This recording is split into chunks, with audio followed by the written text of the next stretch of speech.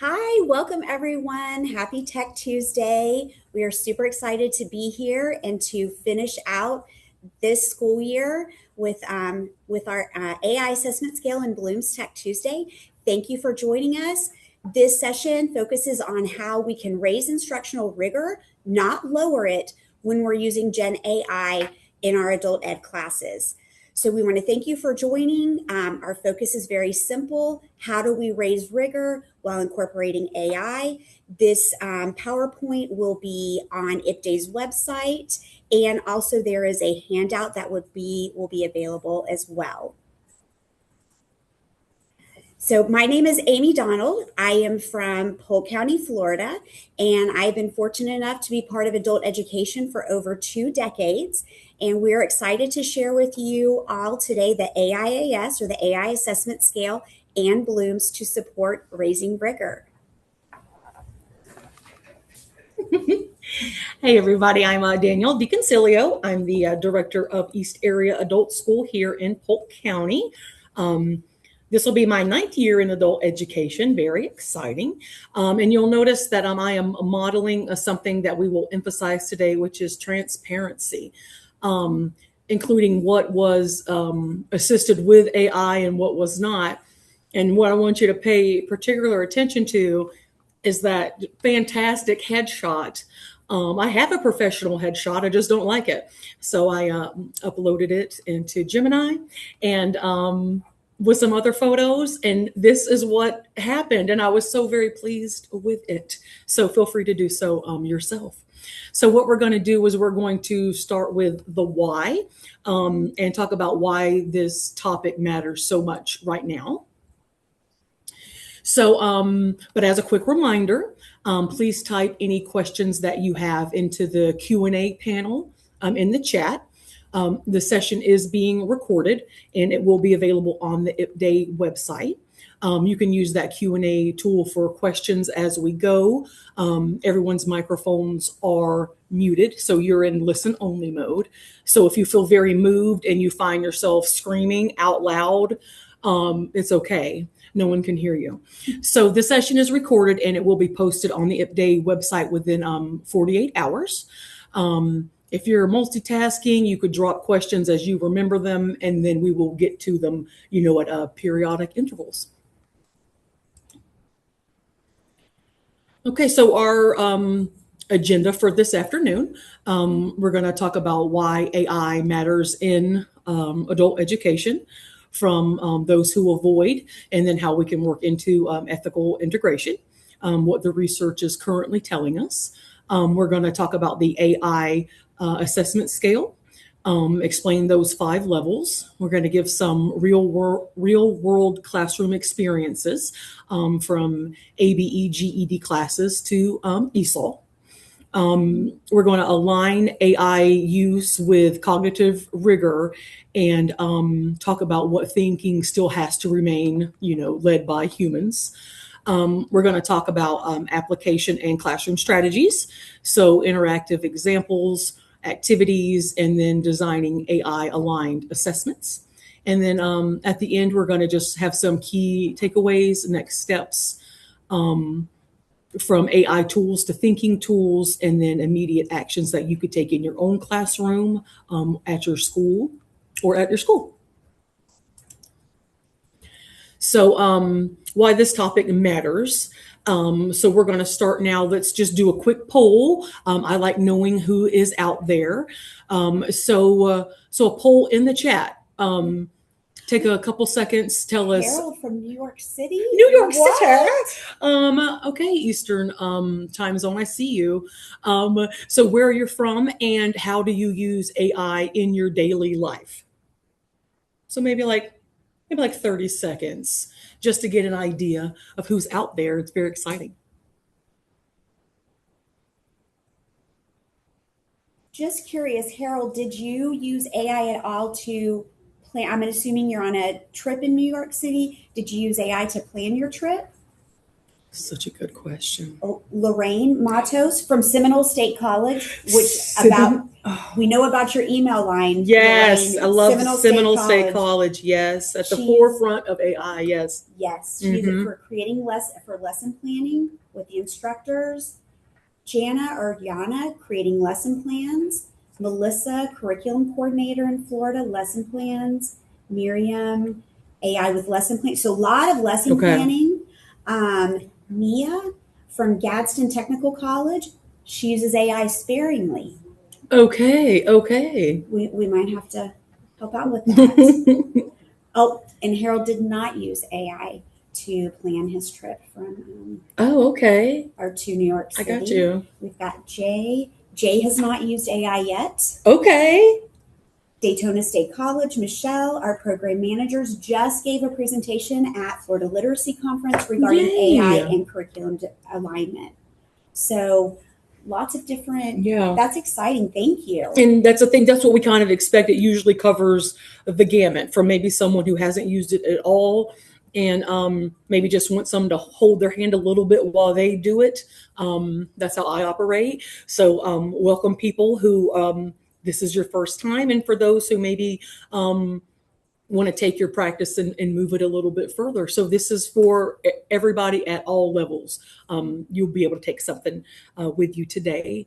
So the section that we're going to talk about now, we really frame why we need a different approach to banning AI or ignoring it.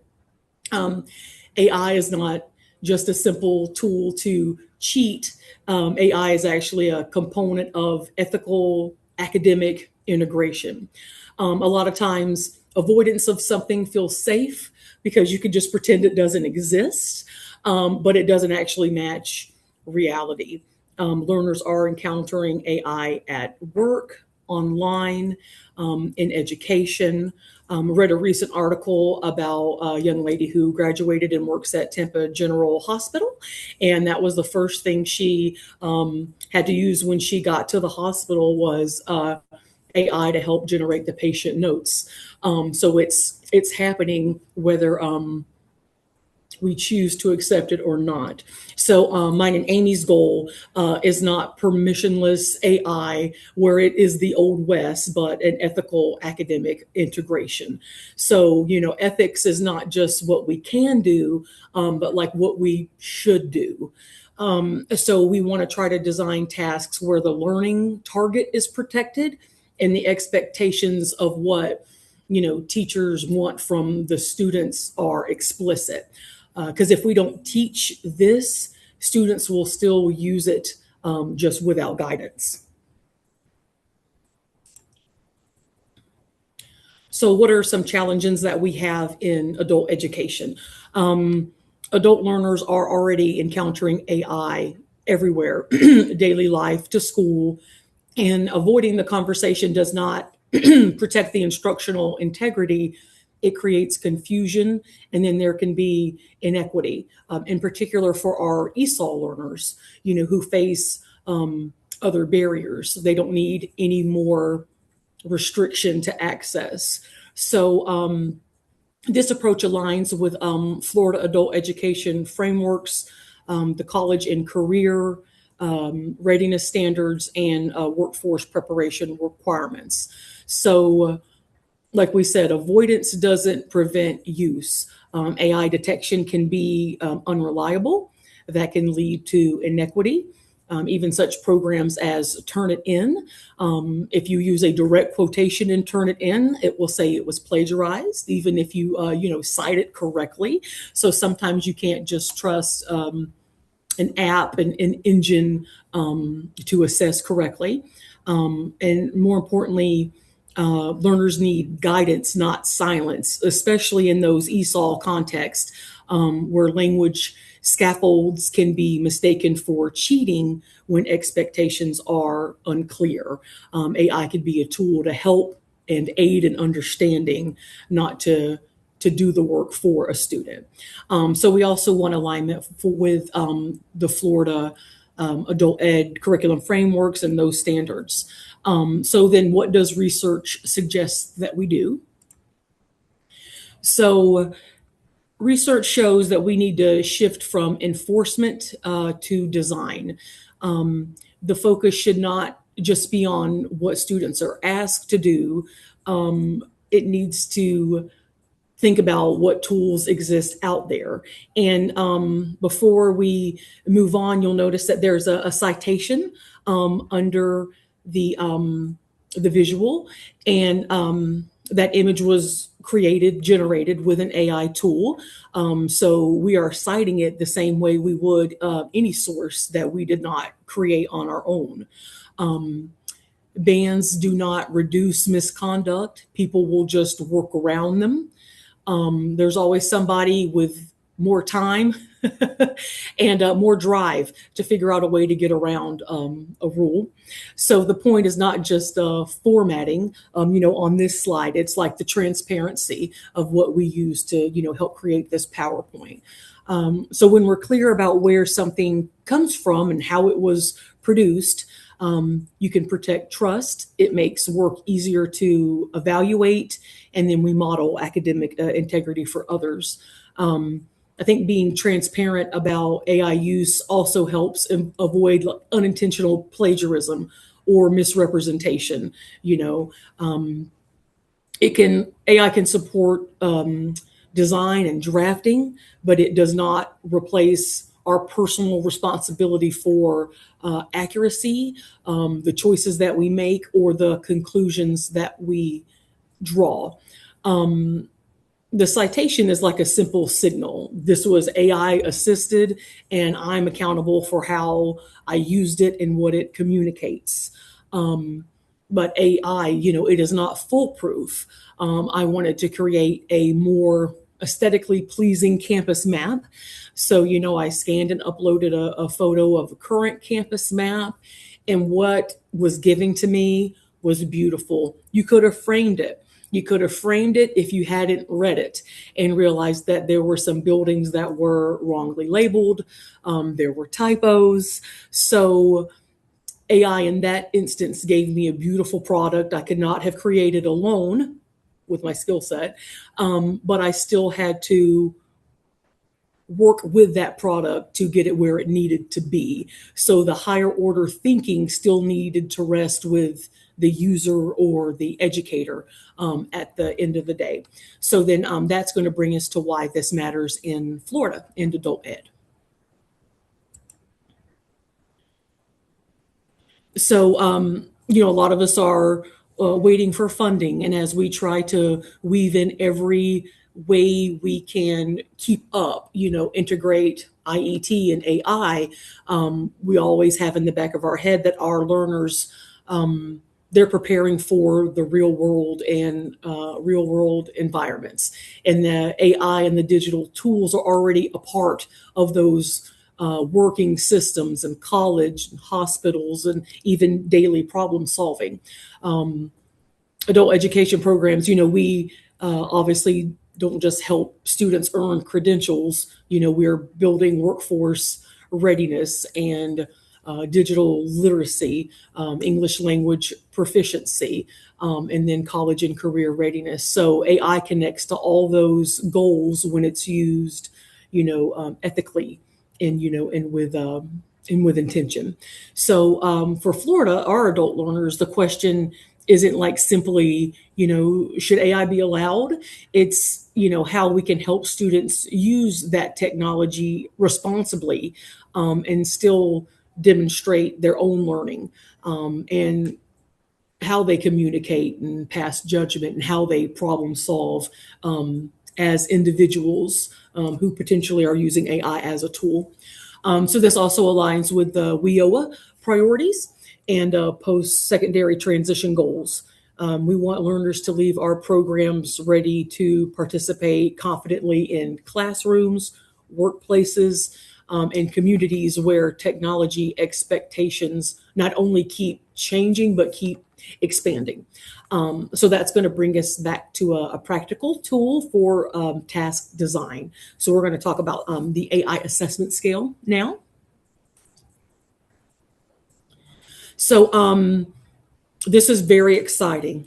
Amy, remember that time when you texted me in the middle of the night and you said, I can't go to sleep without sharing this with you? let's see. Oh, I can Yeah. do it. That's like, Yes, yeah. yes, I do. Sorry, but I can't do mirrors. Yeah, you get. Yes, Yeah, I you do. get. Oh, And there is a link mhm. to the Perkins et al. Article in the chat. Yeah, there is. Mhm. And I remember that night, Amy, we're very into AI and research, professional nerds. And when she sent this to me, she's like, "I can't go to sleep. I have to go research more things." And then you fall into the research hole, which is a beautiful place to live and sometimes hard to crawl out of. So when I first saw this, I said, "Well, this is wonderful, and it is a beautiful framework to apply where education is going, to for classroom teachers that might not have any experience with AI, not just in the classroom, but personally." So it's basically a shared language that communicates expectations clearly, and then the design of the task intentionally. It moves from reacting to AI to designing for learning with AI. Or as Harry Potter would say, we're not being reactive anymore. We are trying to be proactive. Solid Harry Potter. So up until this point, we have been talking about the challenge, why avoidance doesn't work, why detection isn't enough, and then why we need a different approach. So then, the question then becomes, well, what do we do instead? And that's where the AI assessment scale comes in. So it is basically a clear, practical way to design an assignment and then communicate those expectations when AI is involved. So instead of asking is AI allowed or not, you shift to a more meaningful question, which is how is AI being used and what are we actually assessing?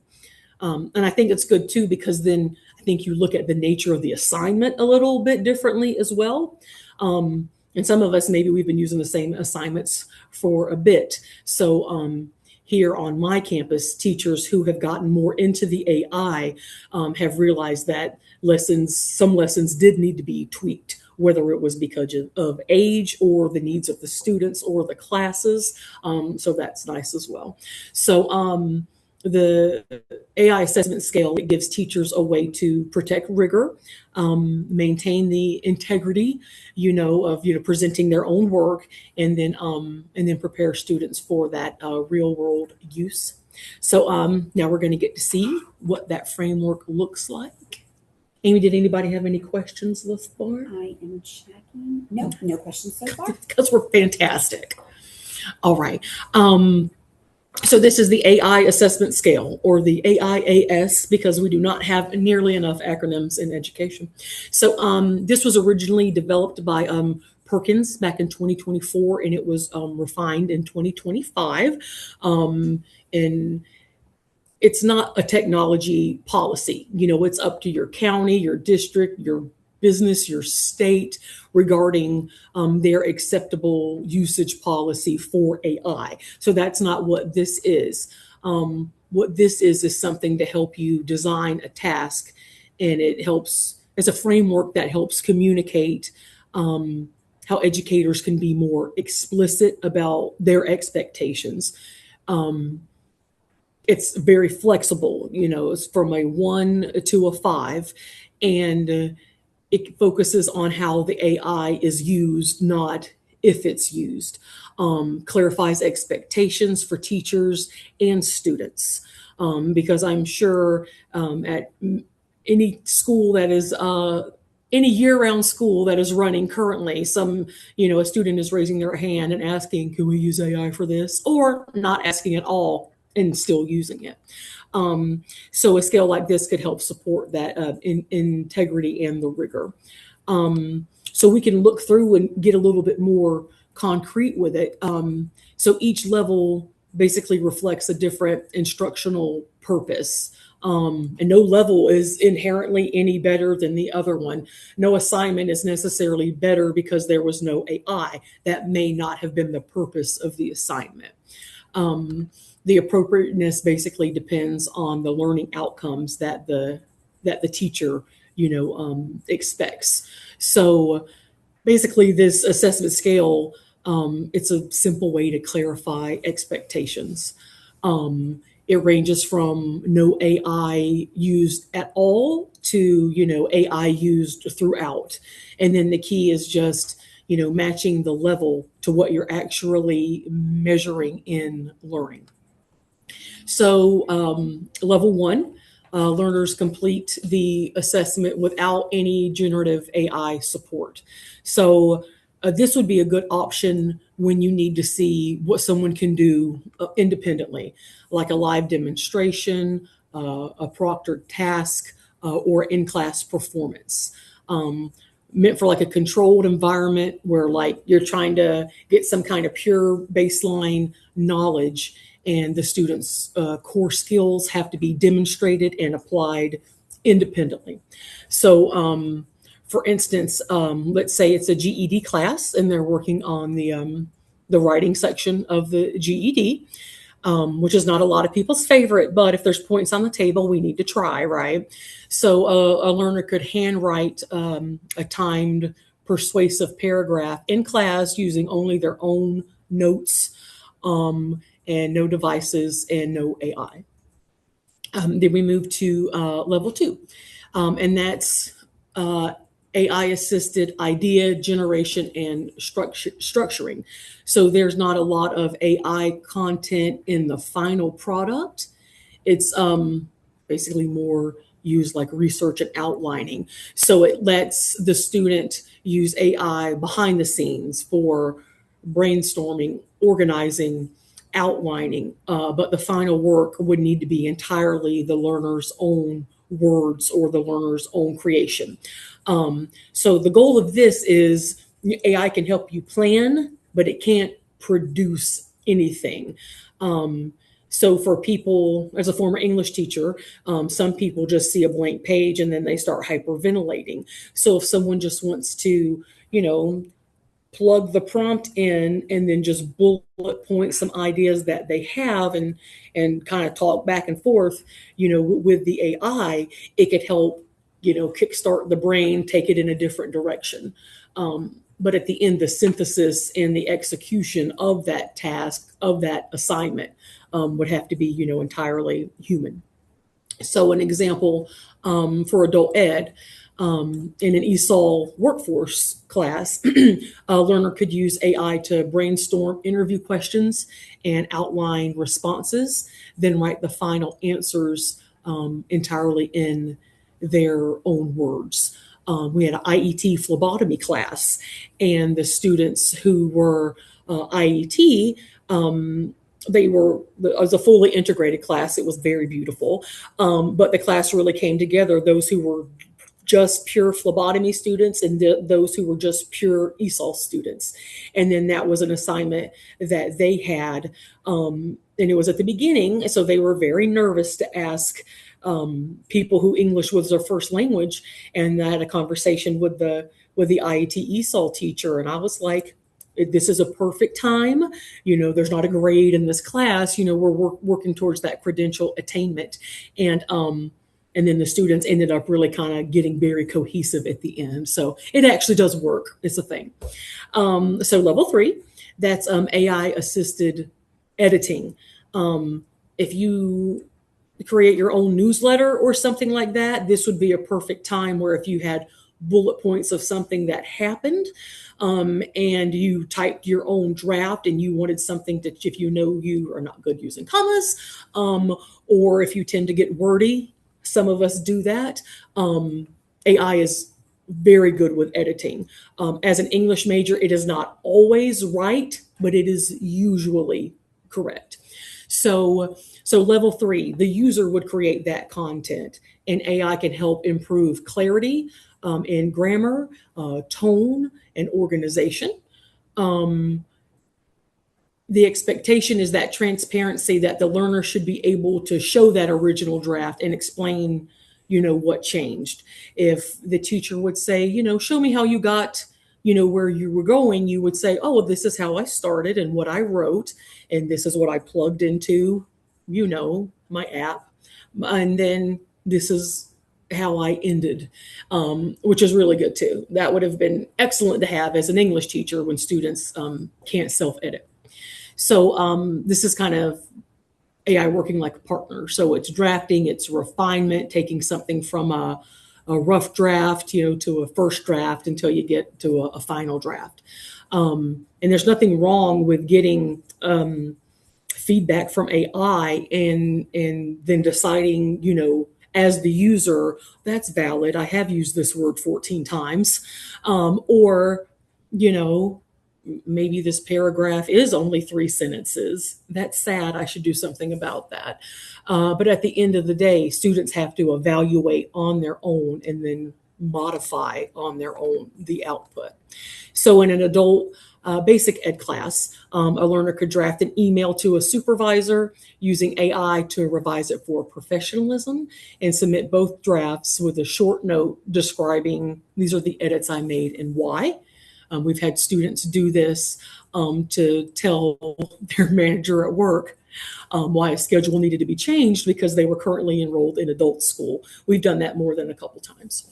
Full AI task completion, human evaluation. So at that point, AI can generate major parts of the work, but the earner then is using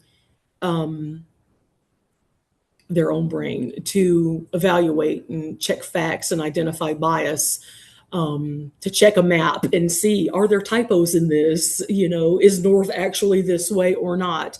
And then reflecting on what AI got correct and then what needs to be edited. So your product from that is the actual human thinking that happens.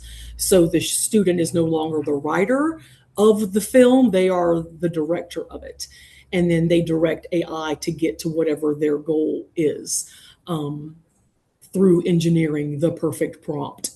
So in a GED class, a learner could say, AI draft a short article about community health resources and then annotate it to verify the facts. Is anything missing? Is it biased? And then let's revise the sections that are incorrect for accuracy. And then finally, we have full AI, and that is AI used throughout. AI as a co-pilot if you're a Microsoft user.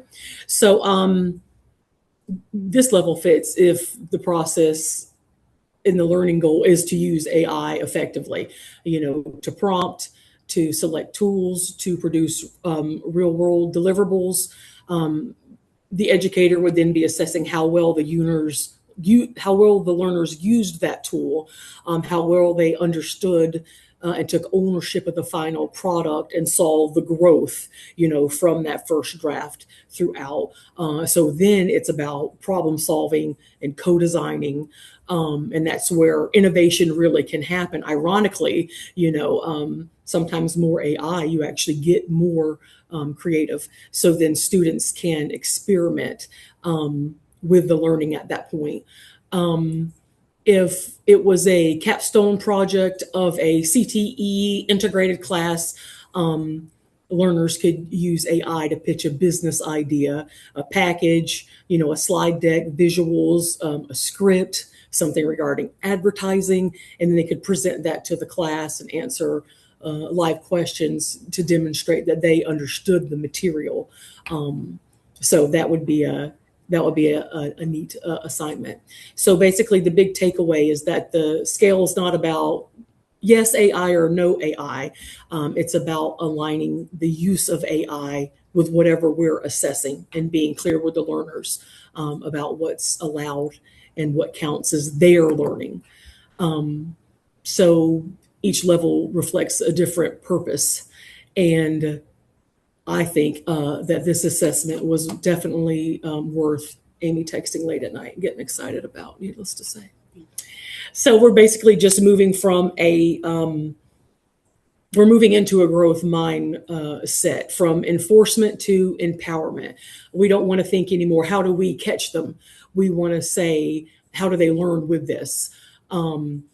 Socrates, when books began to be, handwritten, was worried that people would stop memorizing. They just had the words in the books. That's a real thing. And then when calculators came along, people worried that people couldn't do math on paper anymore. And then the internet came along and people were like, no one will remember how to use the encyclopedia. And then now we have AI. So we're moving forward, and we need to move from that detection and that punishment to AI literacy, to be transparent and have dialogue about what we expect.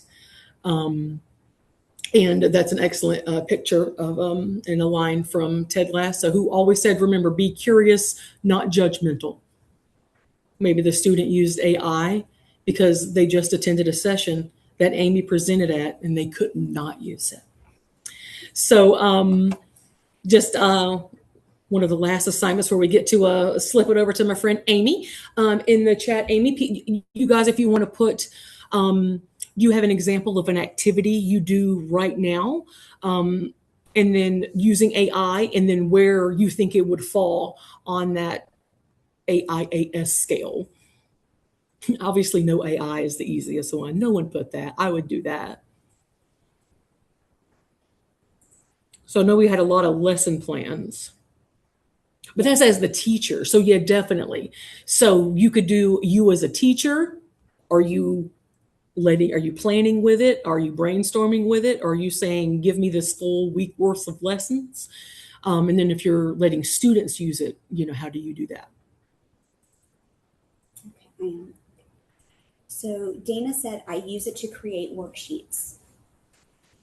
Dana, do you mind telling us, when you create the worksheets, are you using Copilot, Gemini, Diffit?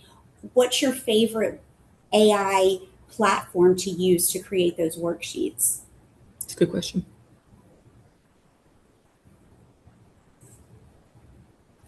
ChatGPT. I feel that. I personally find that Claude is the best with writing and editing. And then other tools are better for different things. I feel like I can't speak of them unless I have downloaded all of them, which I have. So excellent. That was good. Okay. And then so some key takeaways. So basically, AIAS, it gives a roadmap to not just the student, but the teacher too. Because sometimes you might be like, oh, I don't know what I expect you to do. And then that would make me nervous as a student. So this helps the teacher and the student saying, this is what I expect of you. This is what my teacher expects of me. And then that's something somebody, can work with. It makes those expectations explicit, instead of saying, I'm just going to do what I'm going to do, and hopefully it was okay to do it. So that transparency is very important, because then it reduces guesswork and what would happen if it were me, anxiety. Was I supposed to use it? Do I have to ask every single time? Does a teacher hate me because I ask the same question every single time? So, when expectations are vague, students spend time and energy worrying about whether they're doing it wrong or not. So this is a system that, helps with that kind of stress. It encourages AI literacy. We can't pretend it doesn't exist. Let's try to show students how to safely use it, at least as it applies, in a school setting. And ultimately, it leads to the teacher still being in charge of the assessment. Lynn says she uses ChatGPT for creating oral drills and short dialogues for my adult ESOL students. That's brilliant. That is, I'm going to make a note because my advanced level ESOL teacher has recently gotten into AI, and this will be something they do conversation in the afternoon. That's how we get the students to stay longer when they want to leave, save the fun stuff until the afternoon. And that's beautiful. And but this would be maybe less stressful for her. So I'm stealing that from you. Who said that? Lynn said that. Lynn, I'm stealing it from you, Lynn. So here's just a few examples you could read through as we move to Amy's section. So examples from ESOL, ABE, GED. So how a student can brainstorm with AI, to how they can work with AI more as a partner, to how they could use it as a co-editor, to then how they could present something that AI did the grunt work for, but then they get to be the director of the show. So we're going to move to, or we're about to move to Amy's section, which is about blooms. So the implementation guide Is that Can you ask them if their slide looks blurry? on this one? Yes, thank you, Dylan. I think it Does is it? too. Maybe go back Back and and then then go forward? forward. Sorry, you guys. Okay, And then, perfect. is that Thank better? you. Yes. Oh. Then give Thank it a you, second and Dylan. then thank Yes. you, Dylan. You're paying excellent attention. You get 10 points extra credit. Is that better? Okay, go forward and then back because now it's weird again. Yes, sir. Yep. Better? We're good. Yes. All right. So this is the wrap-up slide for me. So we're going to move into Bloom's taxonomy, and then we're going to match it with that AIAS. So this is something that teachers could use this fall when they come back, and basically Amy's going to speak about how we can connect what we just learned about directly to Bloom's and how to raise cognitive rigor intentionally.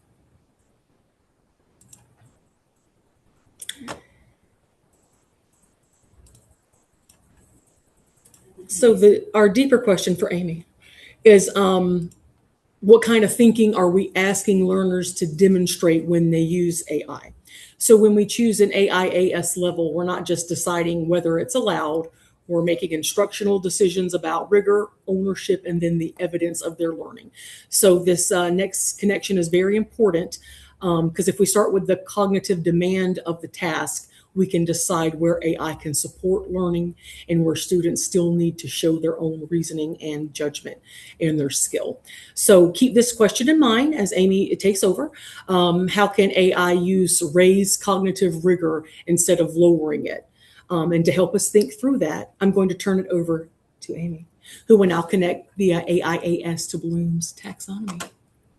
Boom. Thank you, everyone. Thank you, Danielle. And I think let's just address the huge elephant in the room. I think one of the major fears that I hear and that I also had was, is AI going to make us less intelligent? And I would argue that it is a tool. It is all in how you use it, and it's all in how your students use it. So, I was in Palm Beach County a couple of weeks ago, and one of the instructors said, I have a student who she's older. She feels like she's already learning some of her cognitive or losing some of her cognitive capacity. And how do I use AI or not use AI to assist with that? So we're going to go into that and look at the AIAS in conjunction with Bloom's.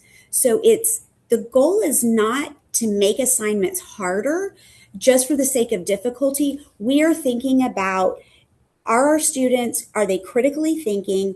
Are they hitting those higher level Bloom's thinking skills that I think is just a very valid, huge fear that people have.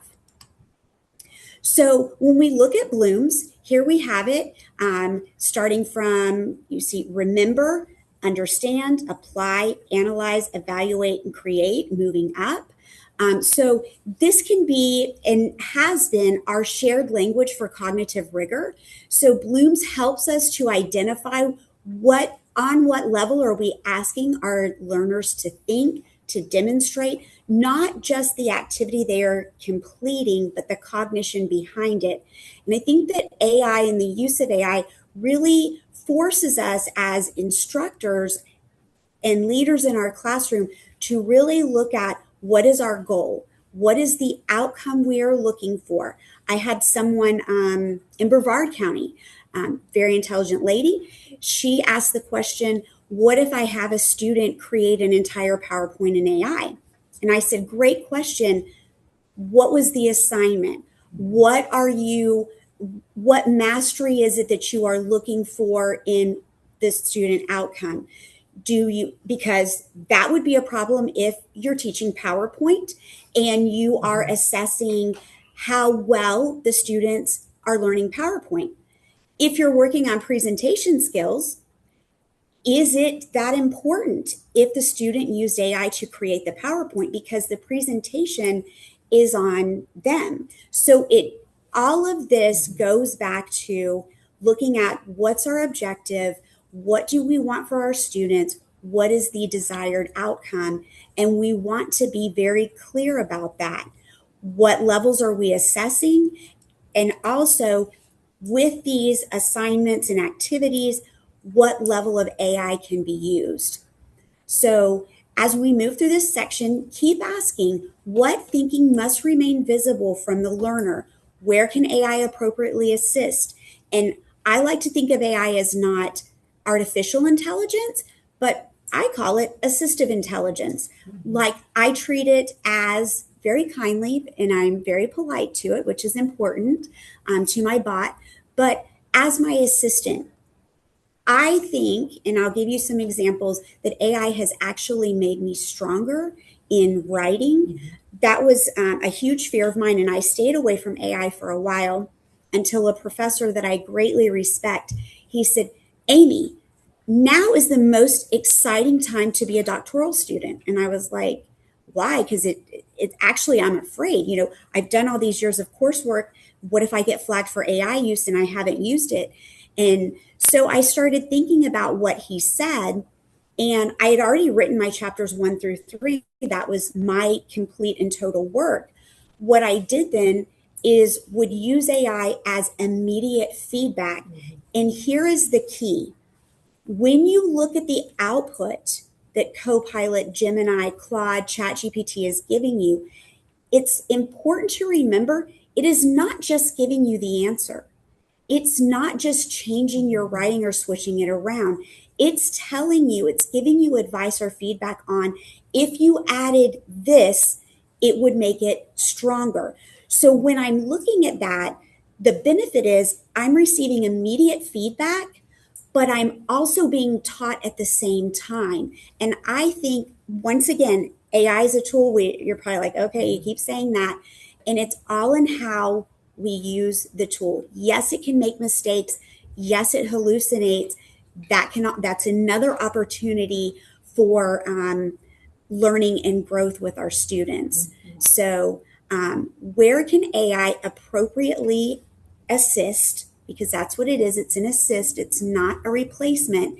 And how do we design the assignment so that students still show understanding, judgment, and ownership? And as was our most popular answer in the chat, we know that those lesson plans, designing the assignment, AI is extremely helpful with that. So when you look here, I love this chart because it goes through blooms, but it also has what are the recommendations, what are the AI capabilities, and what are the very distinctive human skills.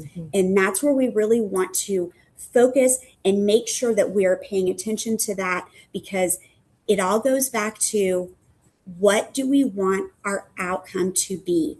Where do we want our students to be cognitively, looking at basically the objectives, the lessons, where on blooms do we want them to be? So let's just look at an example. We'll start at the bottom with remember. So with remember, the AI capabilities, and I think this is where a lot of people live with AI, especially new users, recall factual information, list possible answers. I ask it questions all the time. But the distinctive human skill is that we have to then recall information in situations sometimes on the fly. So if I'm somewhere and somebody asks me a question, I don't want to say, hold on, let me pop this into AI and let me see what it says. So that is a very distinctive human skill. So where AI can help with that basic recall, the distinctive human need here is being able to recall information when technology is not readily accessible. So are our students still able to do that?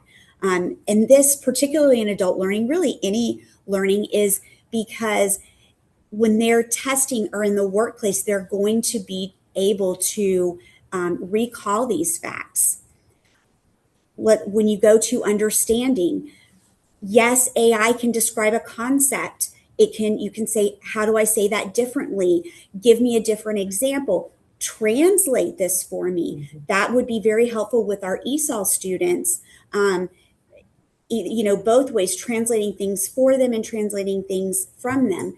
But the distinctive human skill is we have to be able to contextualize answers within emotional, moral, or ethical considerations. That really, when you're looking at ethics, because that is a huge concern with AI, what are the ethics of using it? It is up to you as the teacher and the individual, because what is ethical is not, or excuse me, what is legal is not always ethical, and vice versa. So then going up all the way, we'll just jump up to create. So AI can suggest a range of alternatives, show potential drawbacks and advantages, but the distinctive human skill is that we have to be able to formulate original solutions, incorporating our human judgment, and collaborate spontaneously. AI is great for collaboration. As I mentioned, I'm working on my dissertation. I defended my proposal, so my chapters 1 through 3. As a prep for that, I put those chapters 1 through 3 that I wrote, my work, my research. I know it forwards and backwards, but what are some possible questions my committee may ask me?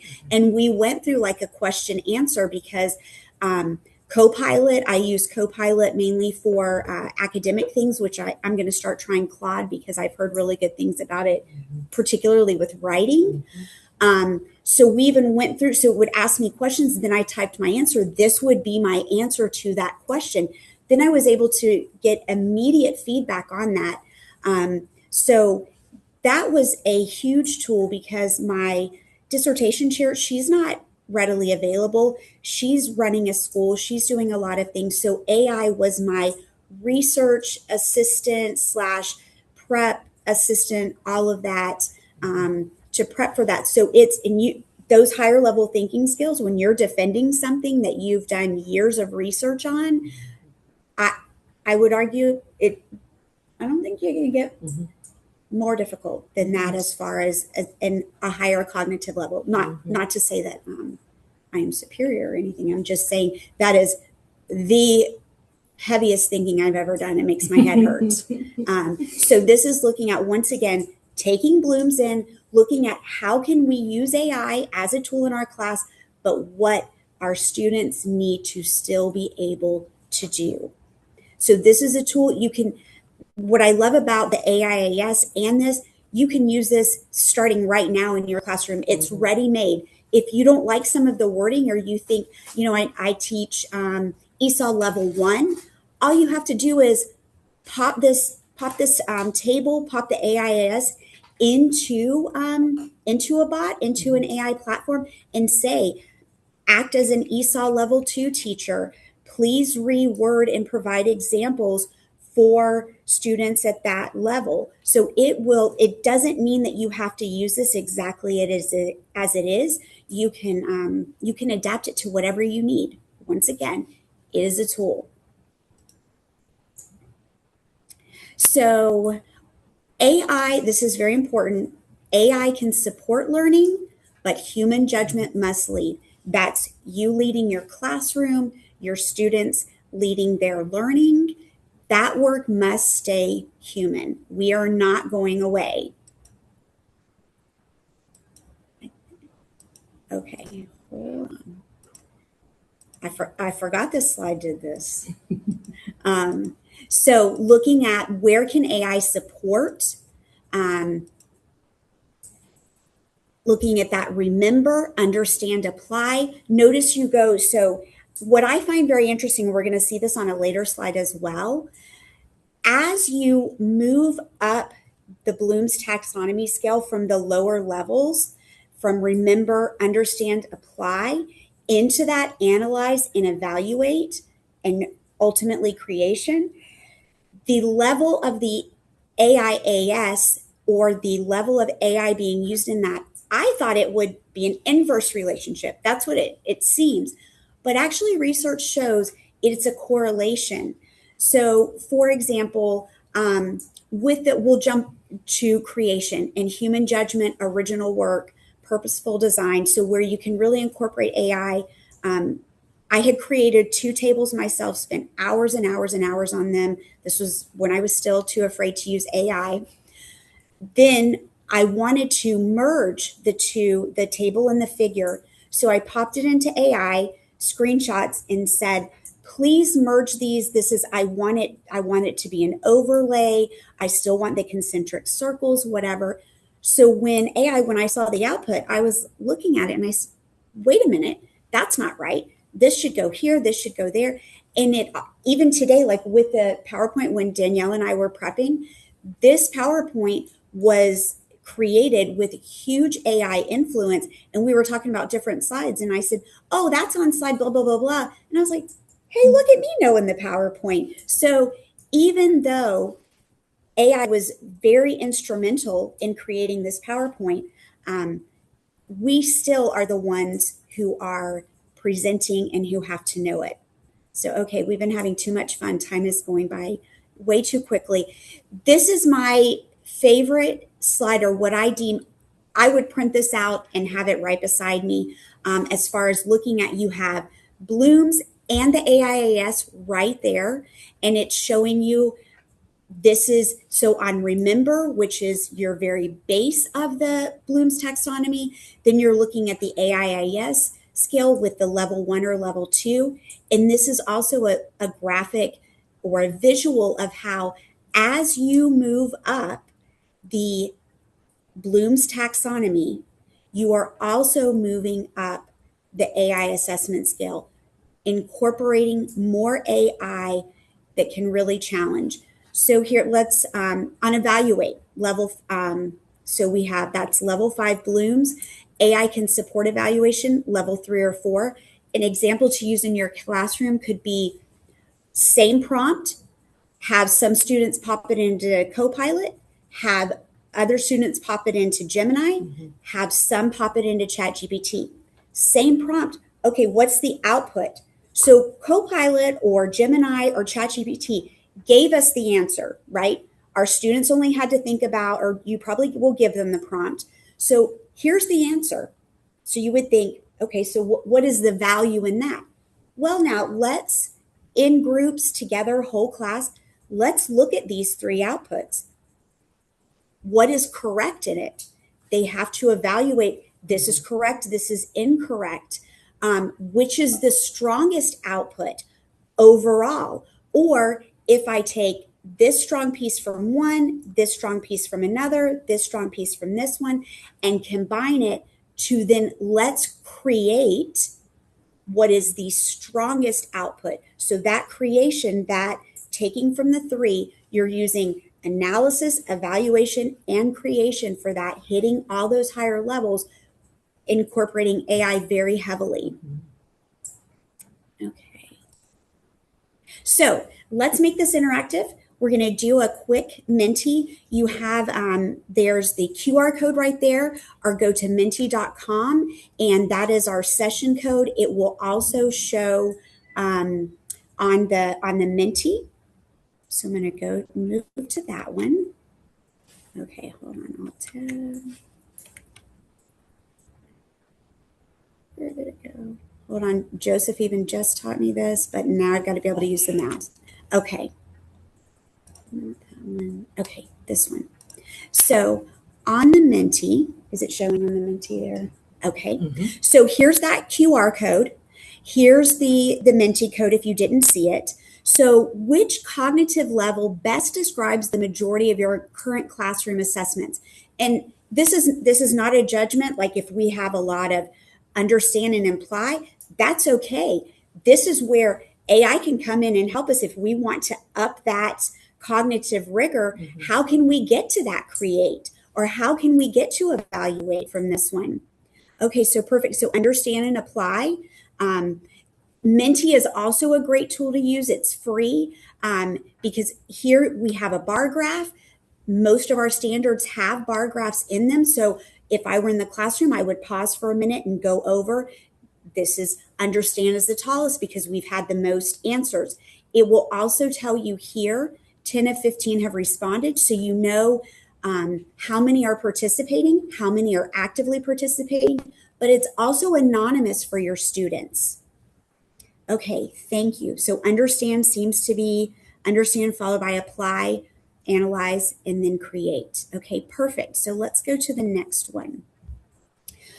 When students use tools, AI or not, doesn't matter, what do your assessments, is it still on the Mentimeter? It didn't advance. Did it advance for you guys? Let me see. This is the beauty in two of us, because I would not know. Okay, here we go. So when students use tools, AI or not, what do your assessments primarily measure? So we have, you can see right here, we have one response, accuracy of answers, now two. So this is another interactive tool that you can use in your classroom. Accuracy of answers, use of correct process or steps, completion of tasks. Okay, perfect. So accuracy of answers seems to be the most popular answer there.